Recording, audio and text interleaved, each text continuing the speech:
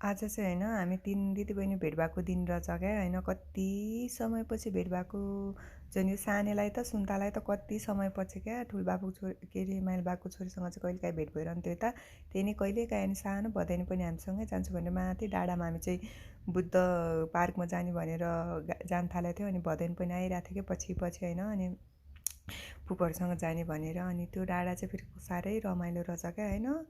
जताततै देख्ने क्या अब त्यहाँनिर भएको त्यो मैना पोखरीदेखि लिएर त्यो गैरीमुदी उपलमुदीहरू सबै देख्ने क्या। कति राम्रो देखाएको छ होइन त्यो मूर्ति पनि। अनि त्यसपछि हामी चाहिँ अब बच्चा बेलाको कुराहरू गर्दै बसिरहेको थियो क्या। अनि फेरि यो दुईजना भन्दा है यो दुईजना चाहिँ साह्रै सोझो क्या, ज्ञानी छ क्या। म चाहिँ छुच्ची छु क्या। मलाई कमेन्टमा आएर कसैले नराम्रो भन्यो भने म चाहिँ रिप्लाई गरिहाल्छु क्या फेरि। अनि मलाई कसैले केही नै भन्नु हुँदैन भन्ने टाइममा भनिहाल्यो भने चाहिँ म भन्छु नै क्या। अनि यिनीहरू दुईजना चाहिँ साह्रै सोझो।